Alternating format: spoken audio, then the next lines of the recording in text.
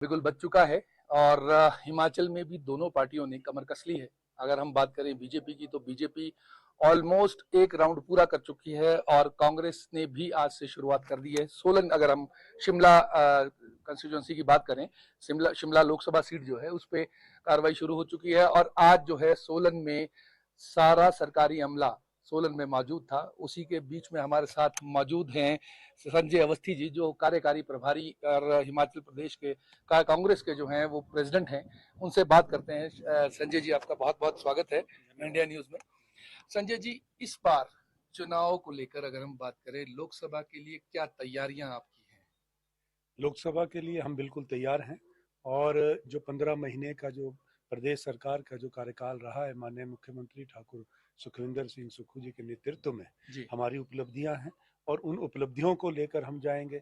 हमने जब प्रदेश सरकार बनी, प्रदेश सरकार बनते ही जी हमें लगभग 90,000 करोड़ रुपए का विरासत में जो ऋण मिला, जी और उसके बाद जो एक बहुत बड़ी ऐतिहासिक आपदा आई, जी और उसके बाद लास्ट में जो आपने देखा अभी जो बजट सेशन था, उसमें किस तरह का घटनाक्रम को अंजाम देने की कोशिश जी विपक्ष द्वारा की गई, लोकतंत्र पे प्रहार हुआ।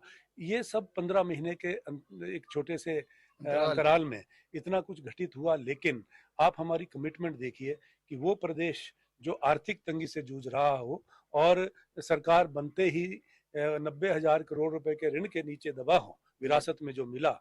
लेकिन ये माननीय मुख्यमंत्री ठाकुर सुखविंदर सिंह सुक्खू जी की नेतृत्व कुशलता थी, कुशल प्रबंधन था कि ना सिर्फ आपदा राहत कार्य का उन्होंने उन्होंने खुद मॉनिटर किया इसको, बल्कि आपदा राहत राशि का जो पैकेज उन्होंने प्रभावित परिवारों को दिया 4,500 करोड़ रुपए के रूप में, जी ये एक बहुत बड़ी बात थी। और रिलीफ मैनुअल जिसके आधार पे राहत राशि बांटी जाती थी, वो सिर्फ हजारों में होती थी। बिल्कुल। और उसमें उन्होंने उसमें बदलाव लाया, जहां पहले 1,30,000 रुपए घर, जो अगर मकान किसी का क्षतिग्रस्त हो जाता था तो उसको मिलते थे, जी लेकिन उसमें 7 लाख रुपए जो है वो देने की जो घोषणा उन्होंने माननीय मुख्यमंत्री ने की, अपने आप में ये दर्शाता है कि वी आर कमिटेड, और we are committed to the people of Himachal Pradesh. और जी जो उनकी आशाएं उम्मीदें हैं, हम उनसे भी बढ़ चढ़ कर कार्य करने का प्रयास कर रहे हैं। लेकिन मैं ये पूछना चाहता हूँ, देखिए, जब ये सब घटित हो रहा था तो भारतीय जनता पार्टी के लोग कहाँ थे, हम्म, विपक्ष की क्या भूमिका रही है? आज जी हम इन बातों को लेकर जो है वो जनता के बीच बीच में में जा रहे जाएंगे। वर्तमान में जो यहाँ लोकसभा सांसद, जो शिमला पार्लियामेंट क्षेत्र की मैं बात करूंगा, क्योंकि आज जिला कांग्रेस कमेटी सोलन से आज हमने आगाज किया है। आज जी जनरल हाउस जो है जिला सोलन कांग्रेस कमेटी का था, जी और पांचों विधानसभा क्षेत्र से बहुत बड़ी तादाद में यहाँ पर कार्यकर्ता आए थे, और सभी ब्लॉक अध्यक्षों सहित आज जी जिस तरह का जोश देखने को मिला, और ये जोश ना सिर्फ चुनाव में उतरने की तैयारी को लेकर था, बल्कि इस बात का जवाब देने की का भी जज्बा उनमें था कि ये जो जिस तरह का जो घटनाक्रम अभी असेंबली सेशन के दौरान भारतीय जनता पार्टी के नेताओं ने किया, एक स्थापित परिवार, स्थापित सरकार को, एक स्थायी सरकार को जिसको जनादेश 5 साल के लिए मिला हो, उसको सिर्फ सत्ता के लोभ में, सत्ता के लालच से उन्होंने धन बल का प्रयोग करके आज सत्ता हासिल करने का जो असफल प्रयास किया, जी आज उसके प्रति भी जो आज बड़ा जोश देखने को मिला कि हमें जवाब देना है। कार्यकर्ता खुद बड़ी तादाद में आए और उन्होंने पूरा हौसला दिया, ऊंचे मनोबल के साथ आए, और हमने आज ये आगाज शुरू कर दिया है। अच्छा संजय जी, अगर आपने देखा होगा हिमाचल की, अगर हम सिर्फ शिमला कंस्टिट्यूंसी की बात करें, शिमला कंस्टिट्यूंसी एक रिजर्व सीट है। और रिजर्व सीट में बहुत सी ऐसी की जाती हैं कि जिस वजह से रिजर्व सीट बनती है, तो उसका एक बहुत बड़ा रीजन है कि रिजर्व जो जितनी भी कैटेगरी के लोग हैं वो ज्यादा यहाँ पर पाए जाते हैं या होते हैं। तो उनको उत्थान के लिए, उनके उत्थान के लिए आपने या कांग्रेस सरकार ने किन मुद्दों के साथ में आम जनता के बीच में जा रहे हैं? देखिए, आज जिस तरह की परिस्थितियां उत्पन्न हो रही हैं, जिस तरह से भारतीय जनता पार्टी आज किन मुद्दों को लेकर जनता के बीच में जा रही है, आप ये देखिए। जी उनके पास मुद्दा ही कोई नहीं है, मुद्दा विहीन पार्टी है। ये कांग्रेस पार्टी थी, कांग्रेस की सरकार के समय में जो आ, ये दलित वर्ग के लिए जो जिस तरह की योजना आई, जी गरीब लोगों के लिए जिस तरह की योजनाएं लाई गई, जनहित की योजनाएं लाई गई, जी चाहे वो आरक्षण की बात थी, चाहे वो जो पब्लिक डिस्ट्रीब्यूशन सिस्टम की बात थी, गरीब लोगों के लिए जो डिपो का राशन देने की बात थी, ये सब किसकी योजना? ये कांग्रेस के सरकार के समय में जो योजनाएं लाई गई थी। लेकिन आज जिस तरह से भारतीय जनता पार्टी के नेता मुद्दा विहीन पार्टी बनकर रह गई, लेकिन बात करते हैं 400 से अधिक, इस बार 400 पार का जो ये नारा दे रहे हैं, इसमें भी एक शंका जाहिर होती है। मैं समझता हूं कि ये कहीं ऐसा तो नहीं कि संविधान के लिए खतरा हो। आज 400 पार की बात क्यों करते हैं? शायद इन्होंने इनके मन में कोई संविधान को बदलने की कोई यहाँ पर सोच रही होगी। और सब सीधा सीधा जो इनका इशारा है, जो आज आरक्षण प्राप्त कर रहे हैं वो लोग, हमारे जो समाज के जो अंतिम पंक्ति के लोग हैं, जो जिनको आज उत्थान की जरूरत है, जिस उत्थान की बात आज आपने करी है, तो मैं समझता हूं कि आज खतरा है, संविधान को खतरा है।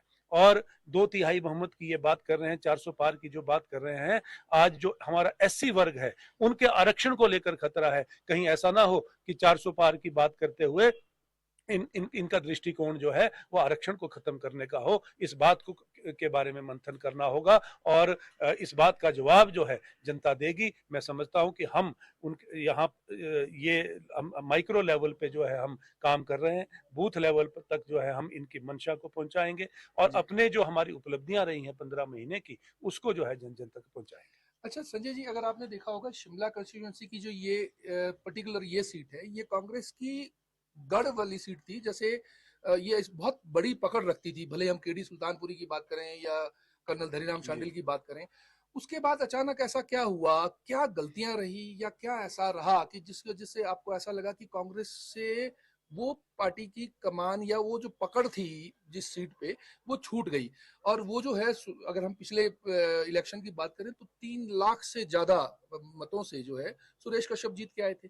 क्या लगता है, क्या ऐसी रणनीति होगी कि 3 लाख वोट का गैप जो है वो आप खत्म कर पाएंगे? राजनीति में उतार चढ़ाव आते रहते हैं और लोगों की उम्मीदें भी बहुत रहती हैं। मैं पूर्व में की बात करना चाहूंगा, जब यहाँ का प्रतिनिधित्व स्वर्गीय श्री केडी सुल्तानपुरी जी किया करते थे जी, और वो 6 बार सांसद रहे। 6 बार उन्होंने शिमला लोकसभा क्षेत्र का प्रतिनिधित्व किया। उनके बाद एकदम से एक ऐसी लीडरशिप में वैक्यूम आया।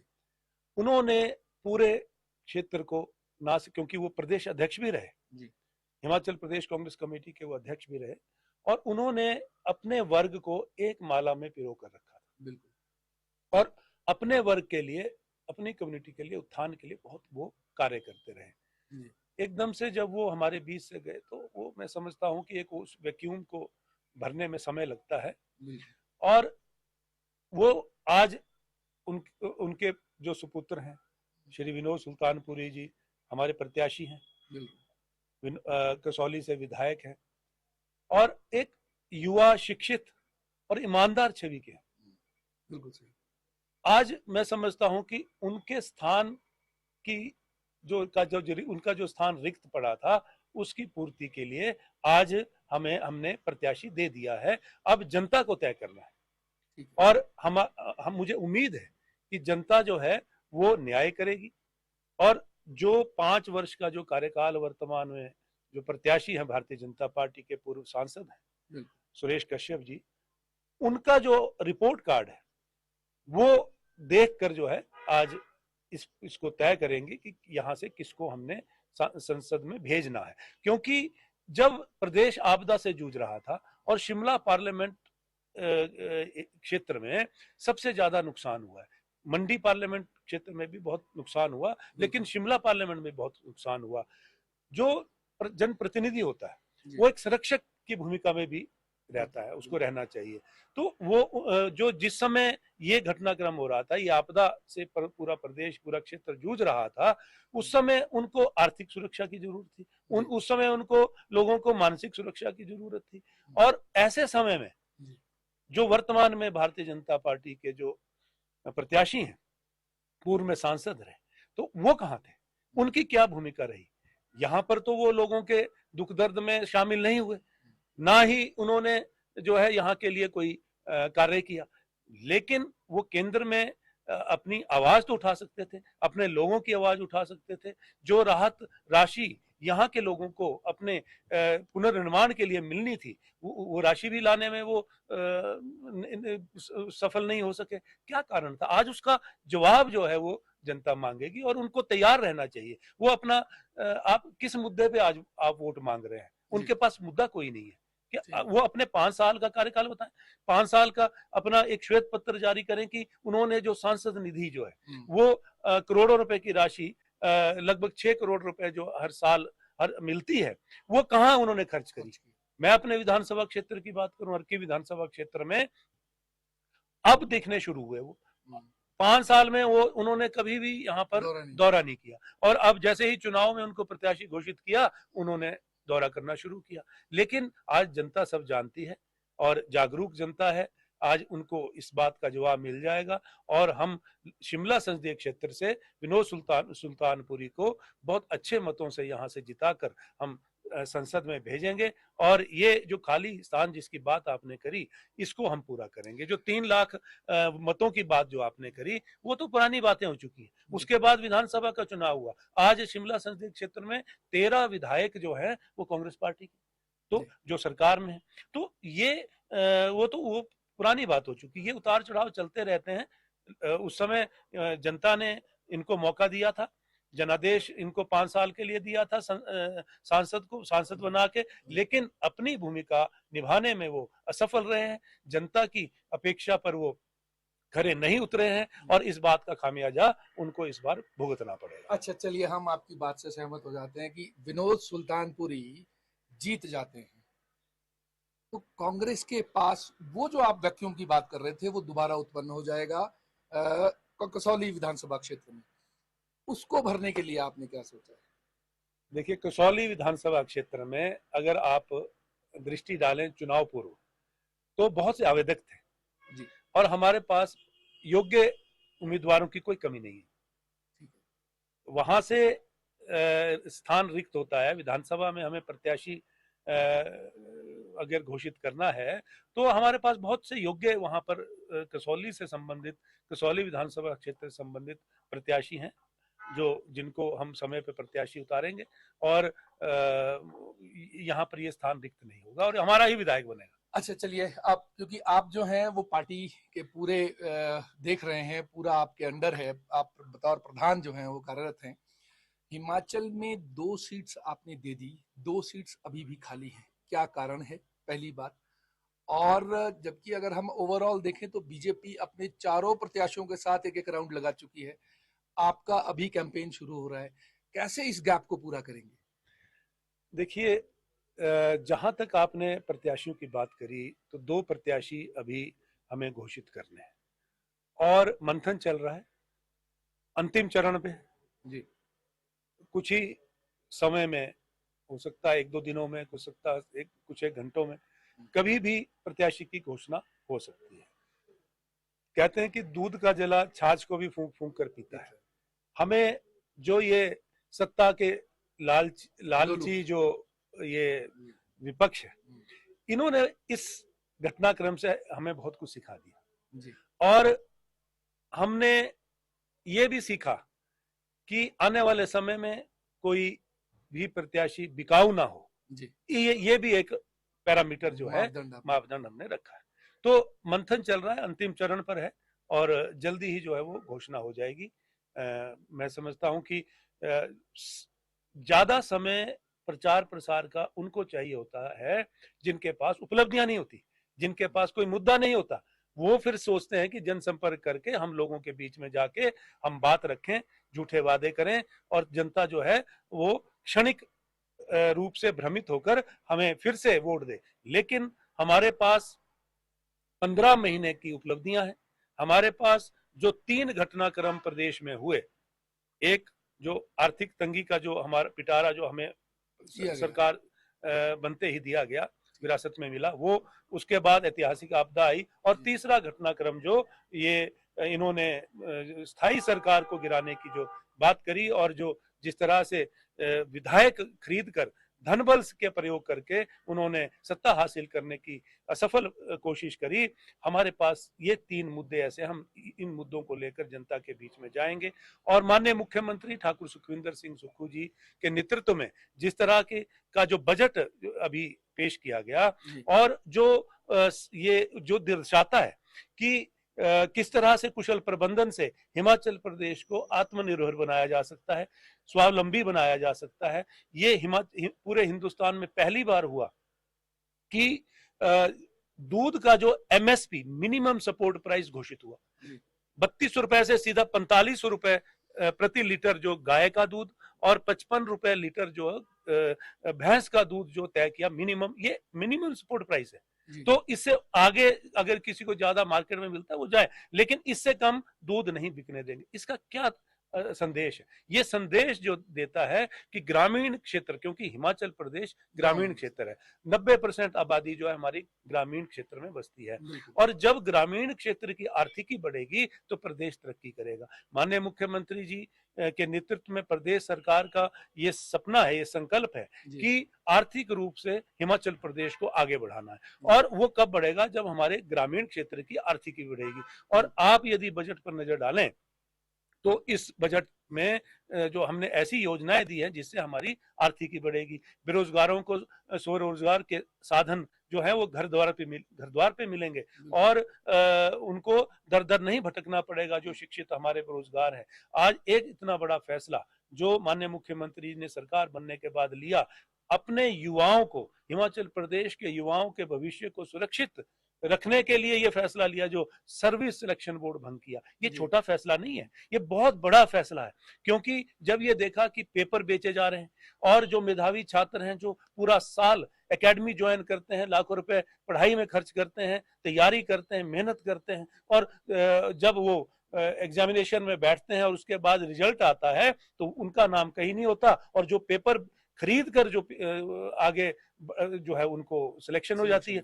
तो जब ये जानकारी जो प्रदेश सरकार के पास आई, माननीय मुख्यमंत्री जी ने तुरंत इसमें संज्ञान लिया, एसआईटी बिठाई और आज और उसके बाद सर्विस सिलेक्शन बोर्ड जो है वो भंग किया और आज दोबारा से कर्मचारी चयन आयोग की जो है वो घोषणा हो चुकी है। ना सिर्फ घोषणा हुई, स्थापित हो चुका है, कार्य करना शुरू कर दिया है। आने वाले समय में जो हमने वादा किया है कि नौकरियां देने का, हमने इसी वर्ष से जो है वो उसमें लगभग 20,000 की नौकरियां तो हमने इस साल में दी और आने वाले समय में जो हमने वादा किया वो पूरा करेंगे और 10 में से 5 गारंटी योजना हम पूरी कर चुके हैं। ये भी आप देखिए, ये कमिटमेंट है, ये प्रदेश सरकार की कमिटमेंट है, हमारे नेताओं की कमिटमेंट है कि हमने जो कहा उसको हम करेंगे। अच्छा संजय जी, एक अंतिम सवाल, अगर आप मंडी लोकसभा सीट की बात करें, मंडी लोकसभा सीट पहले दिन से, जिस दिन से कंगना रनौत आई हैं उस दिन से ही चर्चित हो गई थी।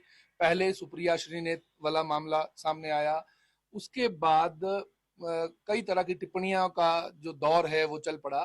पिछले कल जो है, अगर आपने देखा होगा कि एक जयराम ठाकुर ने एक, बल्कि चुनाव आयोग तक को जो है वो कंप्लेंट कर दी है कांग्रेस की कि महिलाओं का सम्मान नहीं करती है कांग्रेस जो है। हर बार अभद्र टिप्पणी जो है वो महिला के ऊपर जो है लांछन लगाया जाता है। उस पर आप क्या कहेंगे, क्या डिफेंस होगा कांग्रेस का इस विषय पर? ये निराधार है और ये अपना ये अधिकार भी खो चुके हैं। वो लोग आज महिलाओं के सम्मान की बात कर रहे हैं जिन्होंने महिलाओं को वंचित रखा।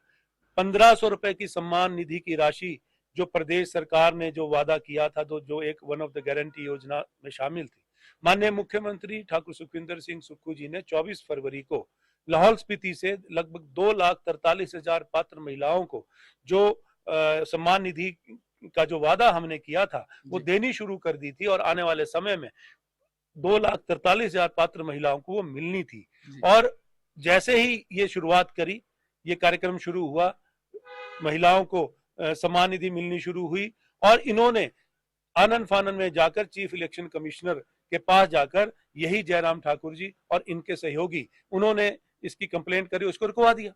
तो ये किस अगर ये मान सम्मान महिलाओं का चाहते या इनके मन में ऐसी भावना होती तो ये हमारी जो मातृशक्ति है, जिनको जरूरत है, आज बहुत सी ऐसी महिलाएं हैं, बहुत सी ऐसी हमारी बहनें हैं, बहुत सी ऐसी हमारी बच्चियां हैं जो पढ़ना चाहती हैं, जो जिनके पास फीस देने को पैसा नहीं है, और ये 18,000 रुपए साल का जिसको मिलना था, उसको एक ये इतनी बड़ी सपोर्ट उनके लिए थी, ये वो जानता है जिसके पास अभाव है इस बात का। तो ये किस मान सम्मान की बात करते हैं। तो मैं कहना चाहता हूं कि इनका कोई अधिकार, ये अपना अधिकार खो चुके हैं इस बात को लेकर। तो ये महिलाओं के मान सम्मान की बात करने का इनका कोई अधिकार नहीं।